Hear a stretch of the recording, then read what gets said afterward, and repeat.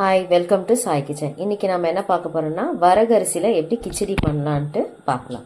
அதுக்கு தேவையான இன்க்ரீடியன்ட்ஸ் வந்து வெங்காயம், கொஞ்சம் தாளிப்புக்கு கருவேப்பிலை, அதுக்கப்புறம் பச்சை மிளகா 2 காரத்துக்கு ஏற்ற மாதிரி, இஞ்சி பூண்டு ஃபைனாக சாப் பண்ணியிருக்கேன், கேரட்டு, பீன்ஸு, தக்காளி, அதுக்கப்புறம் வந்து க்ரீன் பீஸு. அதுக்கப்புறம் இன்றைக்கி வந்து நான் 2 டம்ளர் வரகரிசி நல்லா வாஷ் பண்ணி ஒரு 10 மினிட்ஸ் வந்து ஊற வச்சுருக்கேன். இப்போ நம்ம எப்படி செய்யலான்றதை பார்க்கலாம். ஒரு 3 டேபிள் ஸ்பூன் எண்ணெய் ஊற்றி ஒரே ஒரு பட்டை, லவங்கம், கொஞ்சம் சோம்பு போட்டு வெங்காயம், கருவேப்பிலை, பச்சை மிளகாய் போட்டு நல்லா கொஞ்சம் சாட் பண்ணலாம். இது கொஞ்சம் ப்ரௌனாக வர்றதுக்காக கொஞ்சோண்டு நம்ம சால்ட் ஆட் பண்ணிவிட்டு நல்லா வதக்கிட்டு அதுக்கப்புறம் இஞ்சி பூண்டு போடலாம். வெங்காயம் வதக்கியாச்சு. இப்போ இஞ்சி பூண்டு நல்லா ஃபைனாக சாப் பண்ணியிருக்கேன். இல்லை பசங்களுக்கெல்லாம் இது பிடிக்காதுன்னா நீங்கள் பேஸ்ட் பண்ணி கூட போடலாம். எனக்கு பசங்க வந்து இப்படியே க்ரன்ச்சியாக சாப்பிட்றதுக்கு ரொம்ப லைக் பண்ணுவாங்க. ஸோ நான் அதை வந்து நல்லா ஃபைனாக சாப் பண்ணி போட்டிருக்கேன். இப்போ இது வதங்கினதுக்கப்புறம் நம்ம தக்காளி போட்டு ஆட் பண்ணிடுவோம். இப்போ தக்காளியும் ஆட் பண்ணிவிட்டேன். தக்காளி ஆட் பண்ண அப்புறம் எல்லா காயும் போட்டு பீஸும் போட்டு கொஞ்சம் வதக்கிட்டு உப்பும் ஆல்ரெடி உப்பு போட்டோம்.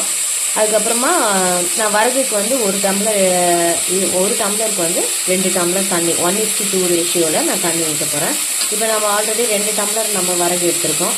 ஸோ வந்து 4 ஊற்றலாம். நம்ம காயெலாம் போடுறதுனால கொஞ்சம் வேகணுன்றதுக்காக நான் 5 டம்ளர் தண்ணி ஊற்றிட்டு கொஞ்சம் கொதி வந்ததுக்கப்புறம் நம்ம வரகரிசி போட்டு லிட் போட்டு மூடி வைக்கலாம்.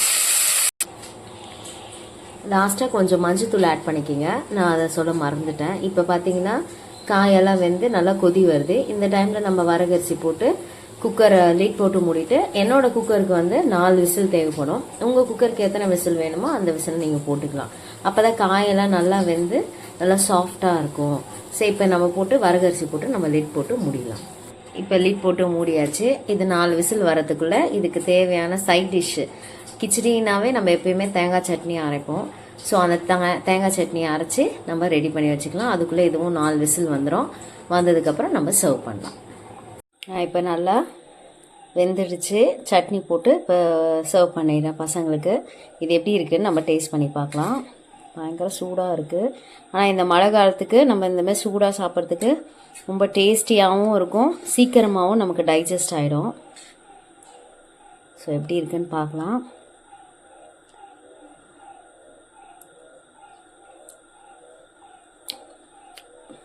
உண்மையாகவே ரியலி சூப்பர். ஸோ இது வந்து நைட் டின்னருக்கு கொடுத்தீங்கன்னா லைட்டு டிஃபனாகவும் இருக்கும்.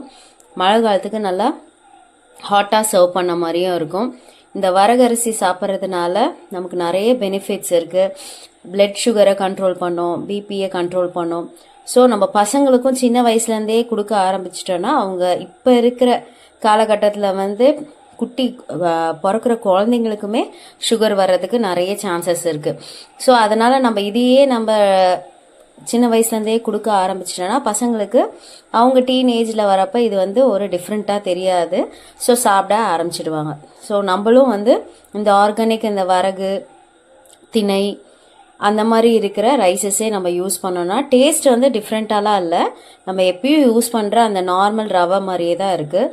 ஸோ நான் இன்றைக்கி வந்து வரகுல கிச்சடி பண்ணியிருக்கேன். ஸோ என் பசங்க ரொம்ப லைக் பண்ணுவாங்க. ஸோ அதனால் நான் இதை பண்ணியிருக்கேன். இதிலே நிறைய வெரைட்டிஸ் இருக்குது. நான் ஒவ்வொன்றா அப்லோட் பண்ணுறேன். ஸோ என்னோடய சேனல் பிடிச்சிருந்ததுன்னா லைக் பண்ணுங்கள், சப்ஸ்கிரைப் பண்ணுங்கள், மறக்காமல் பக்கத்தில் இருக்க பெல் ஐக்கானையும் கிளிக் பண்ணுங்கள், ஷேர் பண்ணுங்கள். தேங்க்யூ ஃபார் வாட்சிங்.